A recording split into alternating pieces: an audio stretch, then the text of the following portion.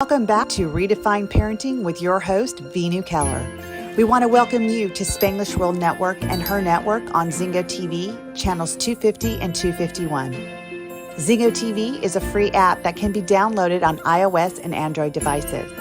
While you download, make sure to rate and leave a comment. Zingo TV is also available on Google Chromecast, Amazon Fire and Fire Sticks, Roku and Roku Sticks, and all smart TVs 2016 and forward. Redefine Parenting is a revolutionary approach to nurturing our children. Veenu will bring you live experts, transformative insights, and a fresh perspective, all aimed at helping families worldwide truly understand their children. Together, let's give them a childhood they won't have to heal from. Hello to all my amazing listeners out there. I am so excited. I have waited to have this guest on my show for a while now. This person, I met him a few months ago when my son was trying out for a soccer team. And I had already been told by another parent that if you get Coach Josh to coach your son, you're going to be so lucky. And I'm like, yeah. Because, I have two older boys that have been through soccer where I live. And I've been a soccer mom for many, many years. My boys are now 25 and 29. So I'm like, okay, I've seen the coaches. I see how it is. So I'm sitting here at assessment and I'm listening to the way that this man is coaching these kids.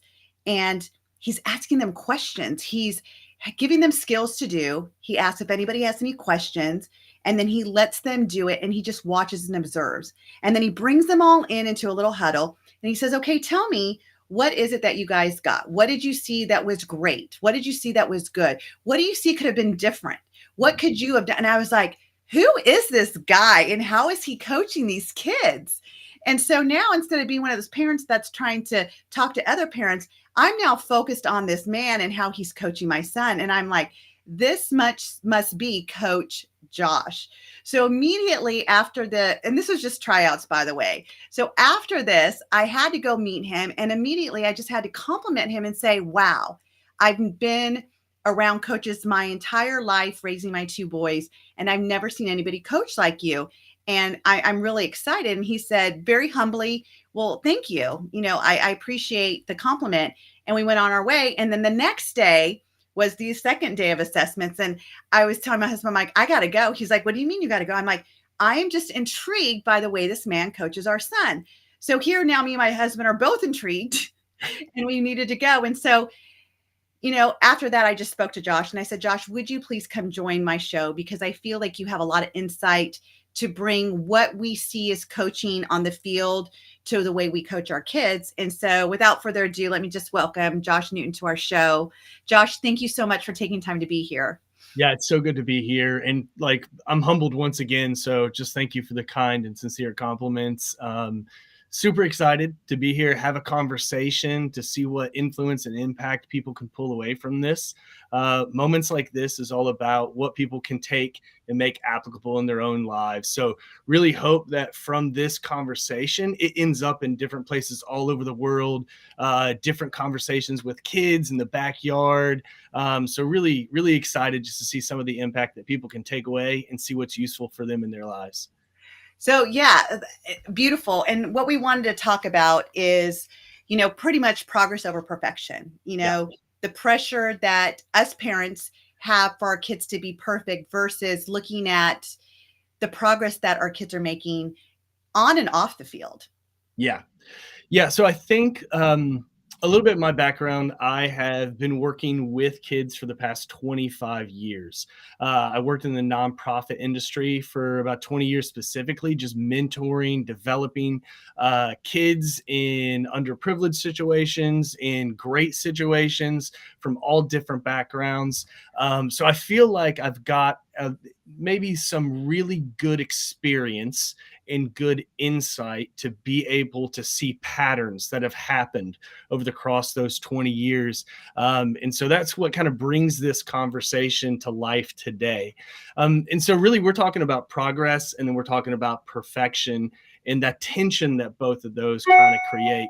And I think one of the first things that we have to do to have this conversation is really recognize how much kids are under the pressure of perfection. And by Yes. no means do I want to sound cliche by this, but we have social media, which only the best survive, only the best thrive. Those with the greatest numbers are the ones with the greatest qualities. Now, we don't get to see what's behind the screen, but what's presented to us is this model of perfection. So, kind of from just right then and there, we're kind of communicating in a subconscious, non-verbal way that perfection is where value is, it's where identity is, it's where belonging is. So it really puts kids at a very, very young age, before they can really even understand identity, belonging, community. Those things are just inherent, but they can learn at a very young age. That's what I need. That's what I'm supposed to be. What are Yeah. your thoughts on that? So I think one of the things, the key things that you're talking about also is kids' self-worth, because I look at, my whole purpose in life is to give kids a childhood they don't have to heal from, meaning that Yeah. they don't feel they have to go kill themselves because they're not as good as their fellow players, that they didn't make the team, so they got to go kill themselves. Because that's where kids come. Kids are like, Yeah. I can't take it. I don't want to live anymore. And I want to put an end to that. Right. And Yeah. so the one thing that we talk about that the pressure of perfection gives kids is the lack of self-worth, that if I'm not perfect, and what is the measurement of perfect? Because your perfect is different from my perfect, just because of our different belief systems, our different values, our Right. different rules to our values, our different rules to what our beliefs mean. Yeah. And so immediately there is no correct measurement tool of perfection. And yet these kids had this ideology that I have to be perfect in order to make the team. And if not, then I'm not worth it the minute they didn't. So like, we'll even go to the example. I know that you said, hey, why don't you have Samuel try out for the ODP? Yeah. But I The want to let you know, Olympics. it's not that, don't have the hopes he's going to make it. Give him the opportunity to see what the expectation is, and to give him his own measurement tool. You said to give him his own measurement tool of where he's at. And if he really wants it, where does he need to strive to be? And Yeah. honestly, he could make it, because you weren't saying he couldn't. You just also didn't want to put that, again, the pressure of, oh, you have to be perfect to make it. You explained it to me as a parent to say, he needs to create his own measurement tool of what he really wants. Because I came to you and I said, Josh, my son wants to be in the World Cup when he's a teenager. Right. And you're like, great. Yeah. So, what is he doing to get what he wants? How much, how bad does he want it, pretty much? And I said, that's a great thing. And that's when you brought that up. So when the positions came out, Yep. your son made it, and we had another fellow local Yep. person make it, which was great. Yep. Very And cool. my son wasn't upset. He was happy for the two that made it. Yeah. And he's like, here's what's great, Mom. He says, I know that there's room to get better. Yeah. Yeah. And that's that's a huge indicator of like progress, of being a progress minded person. Yeah. And so like, as we're talking like about this, and we're bringing it from like, not just, we're talking about from like a social standpoint, but now moving it to the sports world. Even if you watch sports news networks, sports TV, every broadcaster, they get clickbaits on either praising the perfect person or criticizing and just articulating every little mistake that somebody else made on the field. And so now when we have this, like, social media is pointing us to perfection, but also like within the sports world, we have this double layer that we're going to praise the perfect and we're going to criticize the mistakes of both. And so really what it does is, for young kids in sports, it kind of puts them in this really, really hard position, because once again, we're talking about identity, we're talking about value, we're talking about belonging. It's, well, I have to be perfect to get attention. And then I also have to be perfect to not get criticized. Yes. So what we end up then is we having this pressure from both sides. Do we get that? We have this pressure from being perfect, and then we also have this pressure for, I can't make mistakes, So Yeah. like, I'm stuck in the middle. And so that's why I think like realistically, when we're talking about like progress and perfection, there's great power in progress, but really when we're talking about perfection, there's two sides bringing pressure of you either have to be perfect or you also can't make mistakes. And so I think those are some of the things like, first off, we just have to have a good awareness of Yes. what factors are playing into my kid, just as a parent, like what pressure is at school, what critical elements are also happening at school. Are those things showing up in the home at all? Or maybe even, I just and open about this. Like, I have 5 kids. I played sports. There's obviously like my great moments when I was a young player that I hold as a standard of kind of what I want my kids to grow towards. But also then there's like dad who is further down the line who can easily point out every mistake that they make. So as a parent, I have to be really cautious about what I'm pushing them towards, guiding them towards, and see those two key words right there, because we can push our kids to something or guide our kids to something. I love it. Yeah, and I think that's kind of like where the conversation segues, really is like using those two words to help people kind of identify, am I pushing my kid somewhere or am I guiding my kid somewhere? If you're pushing, you're probably in a perfection world. And then if you're guiding, you're probably in a progress world. Yeah, I say that a lot too. I said that, we're here to guide. I always say, my listeners know this because I say it almost on every show, is that for the first 18 years of our kids' life, it's a boot camp. We get to fill them with all the values and beliefs and guidance and rights and wrongs, because when they're 18, they're facing that world. And, they're going to face it through their model of the world, through what we were able to establish in them. So we can't be so commanding and demanding. We have to be more of a guide. Yeah. And we can go even back to like with school. I have twins, and and I have 6 kids, and out of my 6 kids, I look at how I parented my first 2 as a single mom for many of their lives. And it was constantly like, no, you're going to be grounded if you don't make a C. You have to have at least a C, and you could do better. You could do better. And in my mind, I was telling my kids, hey, I believe in you. But what they were hearing from me is, I'm still not good enough for mom. I'm still not going to ever be good enough for mom. So now with the twins, I asked them, I'm like, how does that grade make you feel? And is it a grade that you're proud of? Because if they're struggling, because my kids have dyslexia, if they are so struggling with the comprehension and their history is falling behind because of the comprehension and understanding the dates and memorization, which is not in their wheelhouse. Yep. But they're happy that they got a B. I'm going to celebrate that.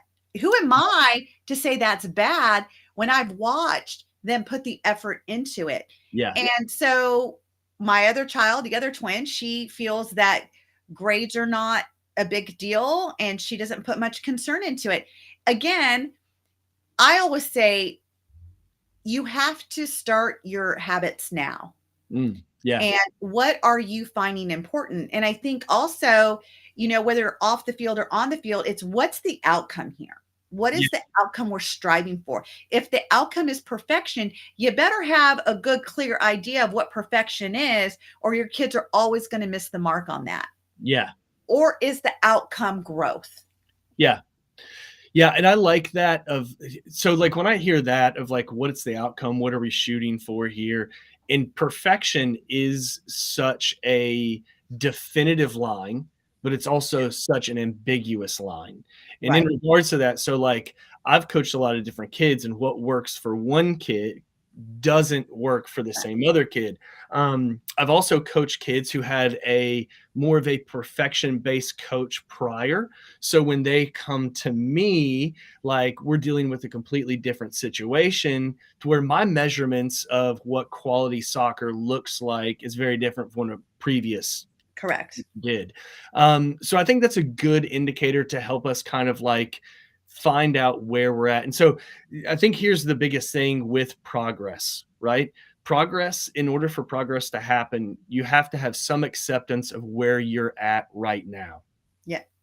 And so I think like with Sam, that was a great example of like Sam wanting to say, I want to play in the World Cup. And it's like, that is Awesome. Great. Let's find out where you are now so that way we can do what we need to do. You can do what you need to do to take those steps to get there. And I think that's the freedom of progress, is because it allows me to identify where I'm at right now, accept that not in a position of satisfaction or complacency, but accept that in the reality of, what can I set goals? What vision can I have? What steps can I take? But I think that key part of that progress is it gives kids and people the opportunity to accept where they are right now. If not, and you're perfection based, you constantly see yourself not there. Right. So I guess I have a question for you is, where do you see, how is hunger created in kids? Because I look at your son, Mhm. and I even shared this with you, is that I was watching something on either your Facebook or your wife's Facebook about how he made a challenge of, I don't know if it was how many dribbles or touch or something that he could do with the ball. Yeah. To me, it was like a very big, audacious goal, which I always inspire people to make, right? Yeah. Make your goal, if whatever your goal is, 10 times it, because it's not big enough. Yeah. And so I was telling him, but I was seeing the excitement on the Facebook of like when he made the goal, like when he Yeah. met it. And Yeah. I was like, holy cow. So I was sharing that with Sam. So Sam made a goal for himself, which was definitely not as big as that one. But for Sam, it was big because he went from not doing touches and not doing this to like, okay, well, I'm going to do something similar in 2 days. And he cut the number down, and to see the excitement that he made it. So your son influenced my son, but it influenced my son to be hungry for Yeah. it, And so that's why that question comes, because, I mean, it's easy to say, oh, because it's the coach's son. But when I asked you about that, you said, no, I don't. It's not that he's the coach's son. It's something innate in him that he wants it. Yeah. And I think there's pieces like, here's what I'd say, like every kid is going to respond to their parent. Sure. Just super simple. So like as parents or guides or coaches, like we have this power that kids are going to respond to us positively or negatively. So I think that's an important part as a parent, as a coach, like you're in the power seat of response. You can guide some of those things. So I'll kind of answer a little bit of like my own personal take, how I use this on the coaching side, but also how I use it on the parent side. Yeah. Yeah. So like my son's going into middle school, and like it's cool in middle school for, if you're a guy, to have a chain. Like that's what, that's where that's your comfort zone. You have a chain on, you feel like I'm You safe. made it. You're good. Yeah. It's like I'm entering in middle school. Nothing's going to happen to me if I have a chain on. Like it's your safety zone. So he wanted this chain, and he kind of shared with me, and honestly it was like $20. So we're not talking like anything astronomical. And I think this was done on August 1st. School started on the 28th, and I was just like, all right, and well, if let's set a goal, and if you reach that goal, you can get a chain. And so I try to use moments like that. Nice. My kids want something, and I always attach it to it being earned, not given. I love it. So some of where that hunger comes from is a bit of confidence that my work is rewarded, and I'm not doing this in vain. I love So, it. like, what's the difference between somebody starving and somebody being hungry? The starving person is probably not going to eat. Right. The hungry person is going to eat. They're going to find a way to find food. Correct.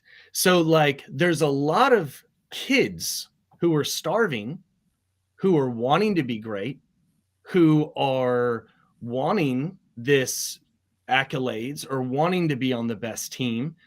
But the differentiation is I'm hungry, which is I'm going to like work, I'm going to eat, and I'm going to find progress to get myself there. Right. That's So a great metaphor, by the way. Like, great metaphor. yeah, I think that's like a significant difference of both of those kind of have the same origin. Like I'm starving and I'm hungry, but they can be two totally different things. But in some cases, it's the same feeling. I also feel like one is staying in the victim.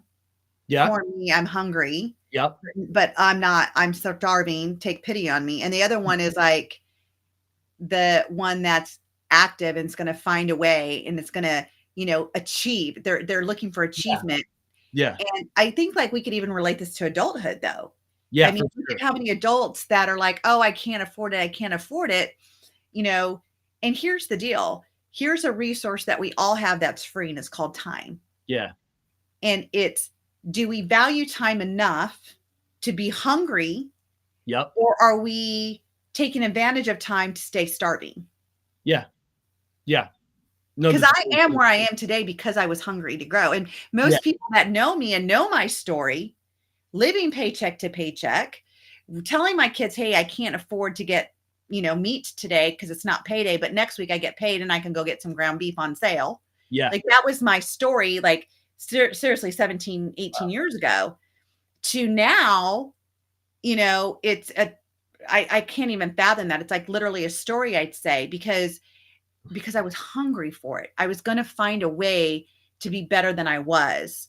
Yeah. And now I've passed that on to my boys that, are my son works. He has another kid on the way. He has one kid already. His wife gets to stay home with the kids because my son has learned that work ethics that you got to be hungry for what you want. You can't just sit there and say, oh, poor me, I don't have it. What are you willing to do to go get it? Yeah. And I think, okay, so some of those things, I love this. This is great. So like some of that really comes back down to that mentality of like, I want perfection or I want to make progress. One of the like kind of topics right now around like Gen Z and the alpha generation is like this perspective of a dystopian world. Okay, so we know what utopia is. That's where everything is perfect and everything is exactly like we want it to be, right?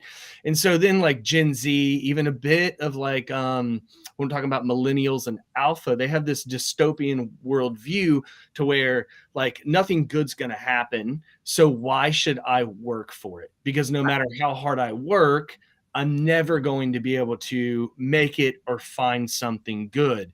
Now, I don't necessarily believe that. I don't believe that on a personal level. There's too many examples of people who put in the work and put in the hours and take what's ours. Anybody who's a fan of The Rock, I got you right there.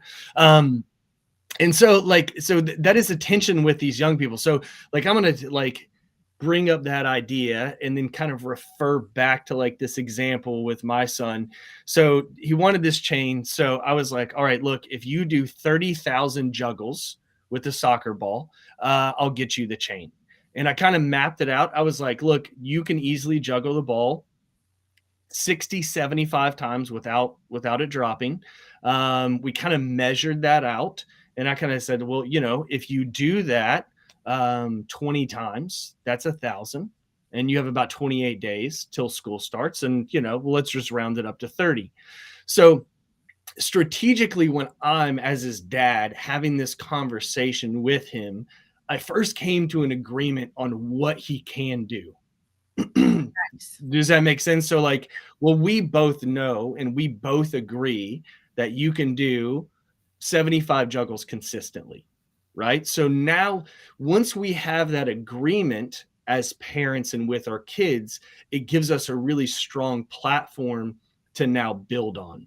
Because if we're both like unsure or not clear on what he can do or what I can do, we really don't necessarily have a place for us to kind of grow or create some of these ideas on. The important part of that too is that goal was started. Number one thing, I've already identified places where he is successful and has already seen success. So I instantly got mental buy-in from him because I'm like, oh, well, you can already do this. Like you're already capable of doing this. These are already things you can do. I'm not asking you to do anything you can't do. What I'm asking you to do is more of what you can. I love that. So I just want to pause there for a second. No, I knew that was coming. I was like trying to drop that right there. Yes. More of what you can already do. Yes. That is setting your son up for success. It's creating that winning environment for him. So he already doesn't have any doubt that he can't do what you're going to ask him. 100%. But that goes the same thing with like adults and people. Like Yeah. to me, that's like one of those magical brain switches when you have conversations with people. It's like, listen, it's not about what you can't do. Just do more of what you can do. Love it. And so those are things when like there's like the 80-20 rule, right? You know what the 80-20 rule is. And so when people kind of push that to different ways where I'm going to spend like 80% of my time with like the 20 most, you know what I mean? The 20% people in my life. Well, to me, I'm like, I'm going to spend 80% of my time getting better at what I already am good at. Right. And spend 20% of my time on the stuff that like, you know, I'm not working on. And the reason why that does is because like success or progress is really, really contagious. Yes, it is. And so once we can have one step of progress, it gets really, really contagious. And that's where that hunger comes in. So I'm kind of like trying to tie it all back into your. No, I love it. And so like, you know, for Lovett, we already kind of established what he could do. So I'm not asking him to do anything that he can't do. So like day one, now granted, he's got to do 30,000. So day one, I think he did 7,000. And so like he's 23 away.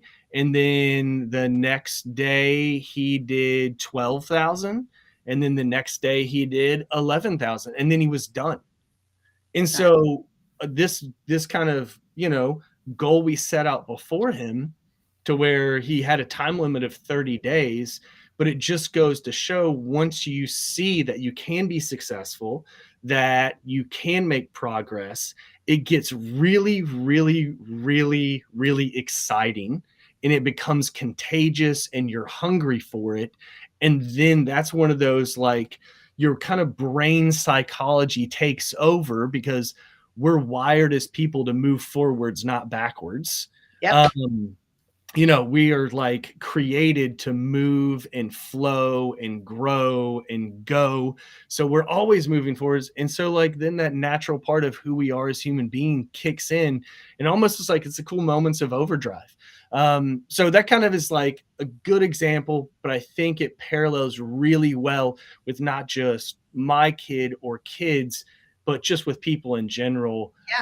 How do you find some growth? And not to keep talking, but to land it here is if that goal was really based on perfection of where I set perfections of standards of me asking him something he couldn't do.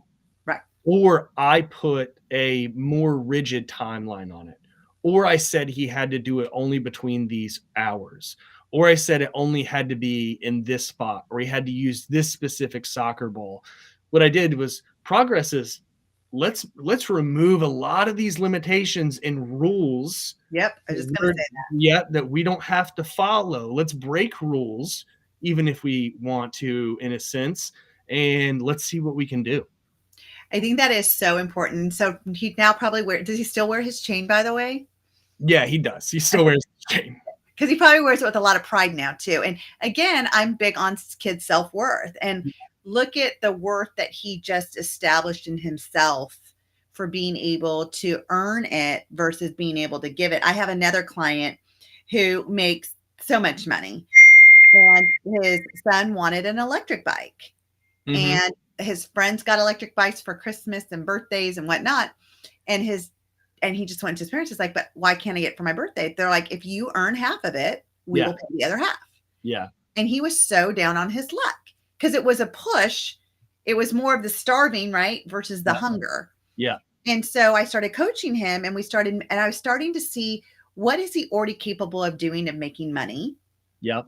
And how could he do it in a time and to look at the low-lying fruit, you know, stop going and waiting for the big things to come.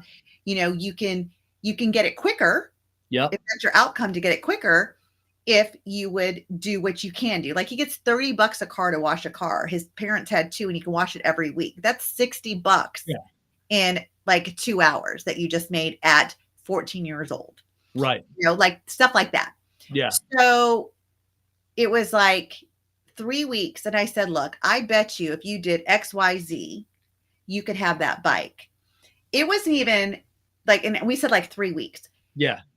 I think I was gone. It was like a week and a half later. I get this text message. I was out speaking somewhere and I get this text message from his mom. And she's like, he just wanted me to send this to you. And it was his new bike. And I was like, oh my gosh. And he had the biggest grin on his face. Right. Because he had to earn it. And he did it. We said about 3 weeks. He did it in a week and a half. Right. You know, and again, it's the same thing, is that he got excited. The more money he was making, it made him like, wow, that was easy. I want to go do more. And wow, I could actually get it quicker if I did this, this, and this. Yep. And it was kind of the same thing. So it goes off of the same story in a different manner, is that, are we teaching our kids to be hungry for it? Or are we continuing to let them just starve for it? Yeah. No, yeah. I think that, and like, to me, that goes back to like, hey, what can your kid do? And where can you help him find success and what they can already do? And I think there's also steps to that too, because like, I think my son has become, like, he's older now and he's become much more independent on his own self-development, but that's because he knows he doesn't need me to be successful. I love that. So like, now, did I help him learn that? Yes, I did, but he doesn't need me to guide or produce these results. Like, I don't need to be there guiding him. He can self-learn and self-discover, which is like probably one of my big points. Like when I'm coaching is like, I really try to focus on discovery learning, which is kind of what the illustration that you were talking about in regards to like me helping people or players identify where they're at and doing their own self-assessments. And I think it's important, like, so if you're going to be a great soccer player, or I would say good at anything, you need to do it consistently and you need to do it daily. So if I wanted to work out and I wanted to like compete in a triathlon, I would need to probably put practice towards that daily for a significant amount of time in my physical activity, my nutrition, like my preparation of like what equipment that I need.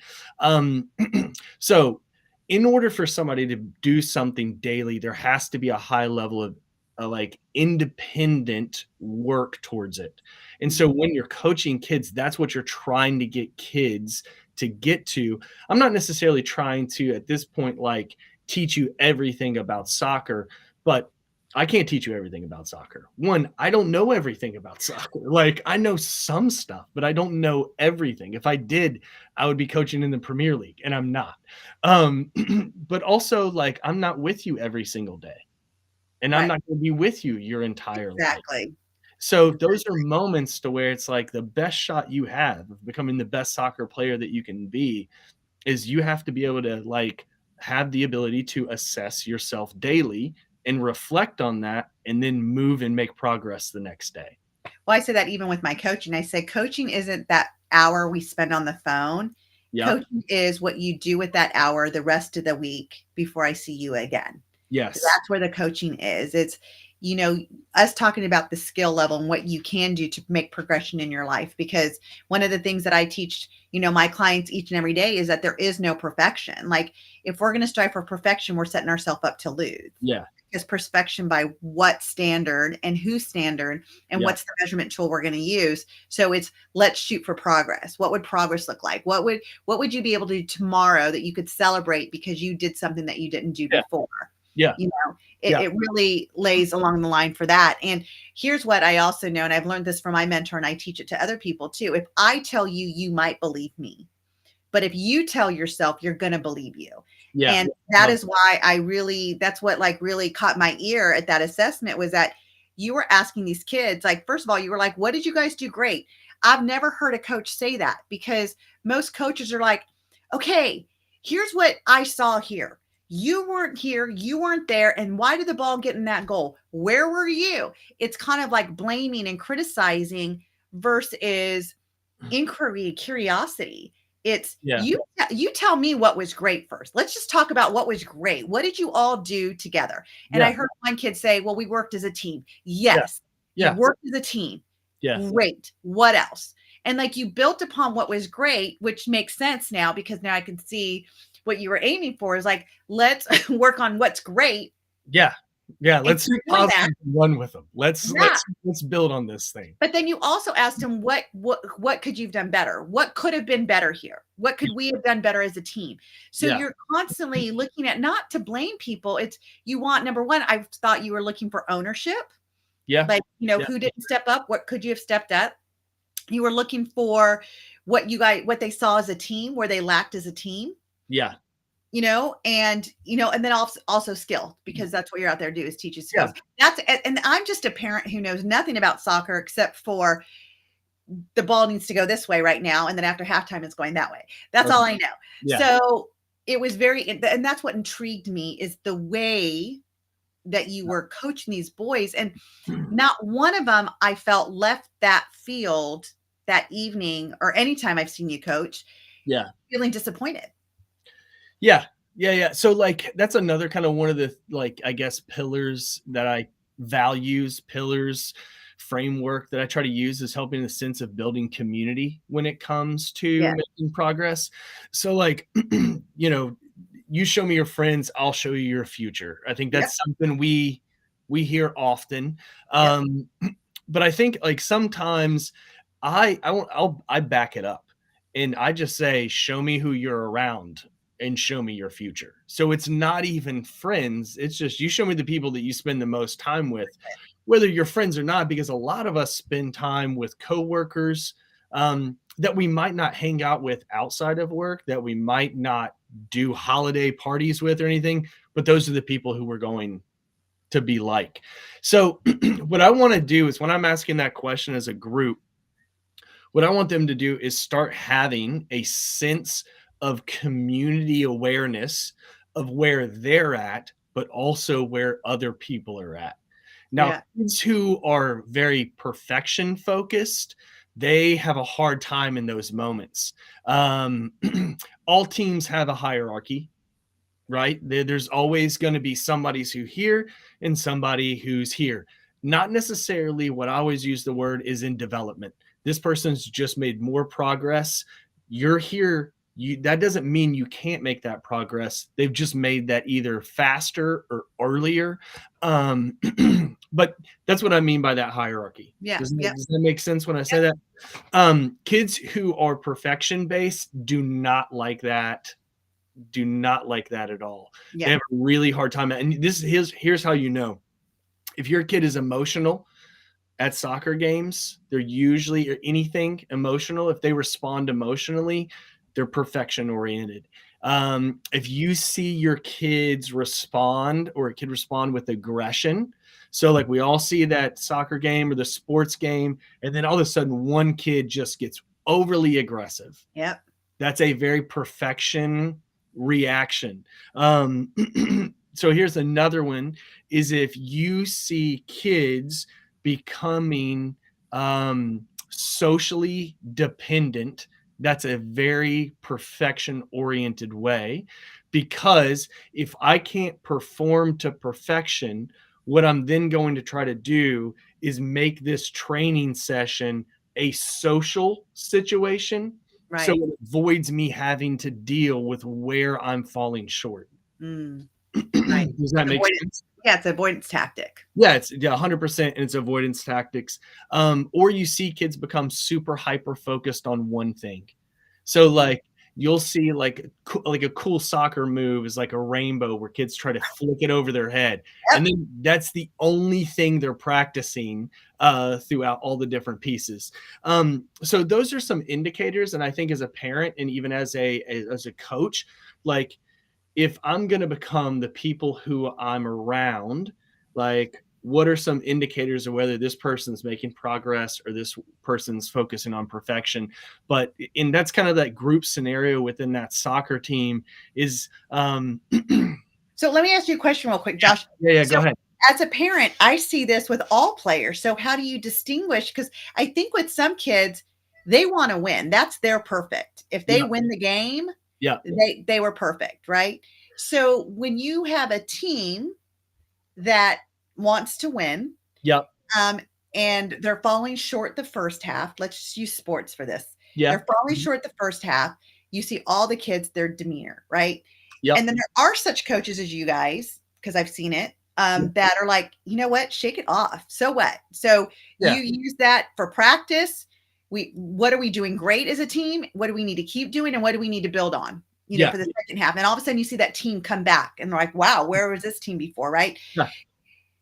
But it still looks like, from just what you described, even especially with the parents too, what they're yelling from the sidelines, there's a lot of influence of that. And so it's, how do you distinguish the kids that are really there for the progress of the game versus the perfection of the game? Yeah, I think I use those 4 indicators. But you see that with all the teams. Like, I see that with all the players. Like, I've never seen a player that's not like, oh, he's elbowing me. Guess what? I'm going to give him a little elbow back next time. Here's like a quote that I kind of like use to help give context, right? Like when you go to the movie, I used to work at a movie theater. So that was like one of my jobs in high school. And so like a new movie would release and it would come in like these big round reels, and you would take you 4 hours because you would have to like literally pull out the whole movie, find the next reel and match the 2 pictures together on film, lay them in this machine, and you would have to like tape them and cut them. It was this big process. So like when I'm looking at really anybody, when it comes to some of these topics of like thought patterns, behavior, responses, avoidance tactics, anything like that, is this the picture or is this the movie? So a movie is really 1,000 different pictures. So am I seeing this as a picture? Is this just a moment that I'm seeing? Or do I start to see this during the game? Do I see this at practice? Do I see this with other coaches? Do I see this with parents? Do I see this with certain people and not other people? Do I only see this with this one significant person? So as a coach, like, you're not looking at just this one individual moment. What you're trying to get a good idea of is like the 360 of psychology in sense of social, emotional, all those different pieces of kind of like where this person at, what patterns show up. Does that kind of? Yep. No, that does. So as a parent, then when we're at a game, we're only getting a snapshot then, versus as a coach, you get to see them around different players. You get to see them at practice. You get to see them on days that are cold versus days that are hot. You get to see them at games. So it's definitely, what my mentor says is pattern recognition. It's like everything that we do have patterns. Yeah. And if you want to change a behavior, you have to be able to recognize the pattern first and change the pattern to change the behavior. Yes. Which I'm going to circle back around. Like the key part about progress is just accepting where you're at now. I love it.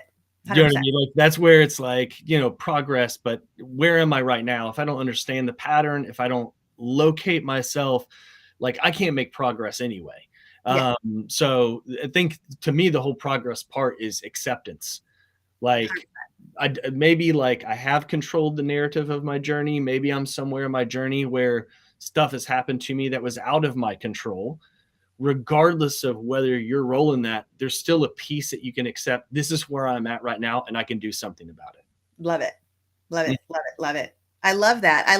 But I also love that you're one, because I know that you're a teacher also. So you get to see this at schools too, right? With your students and stuff, right? Yeah.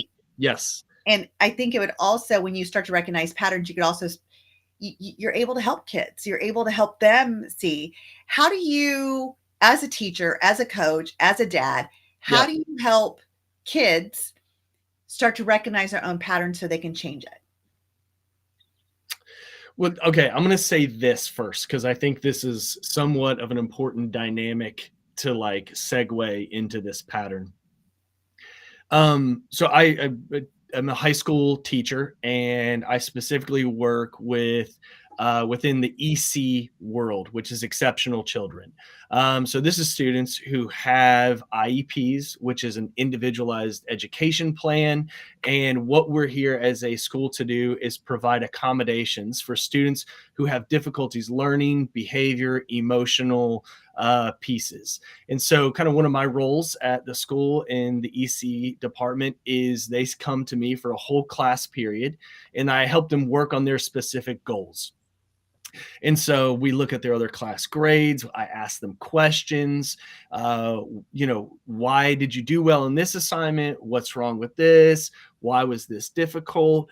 But one of the things that I personally feel like is the greatest asset for my class is I give them a break.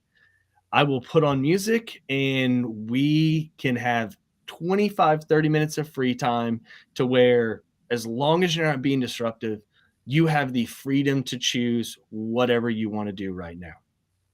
So I think that is super important in creating a pattern. Okay. So, like, for me, I'm not so much in, because as a dad and as a coach, and I do think in regards to like my time within the nonprofit world, mentoring and working in leadership and that kind of stuff, like, I think sometimes people's patterns are not by design, they're 100% by default. Okay, so we're kind of like, we're picking up the two different directions right there.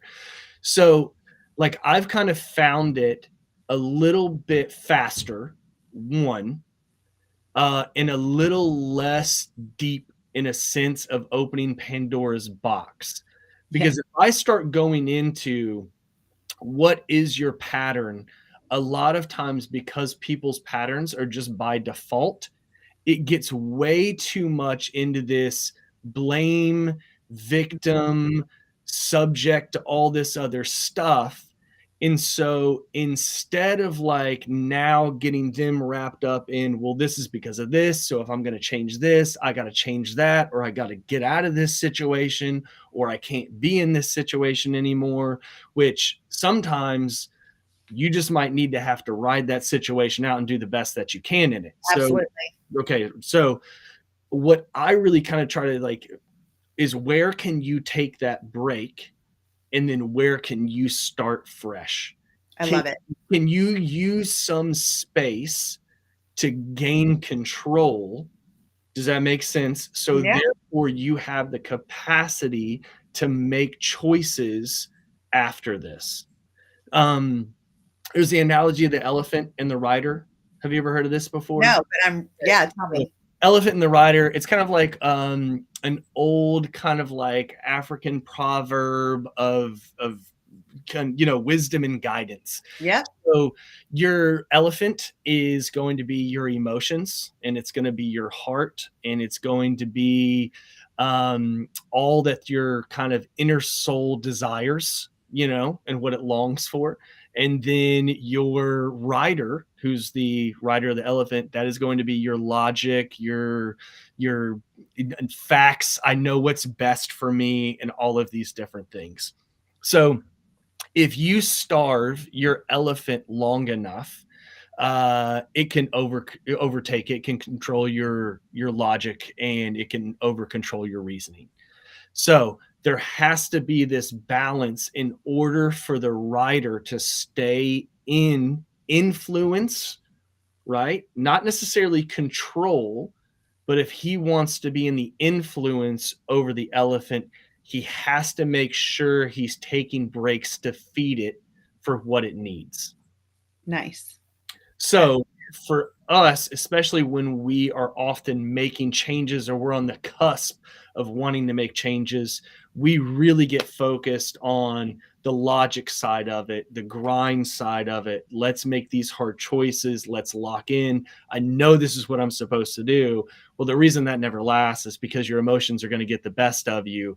So I'm a big proponent of, where can you take this space to breathe?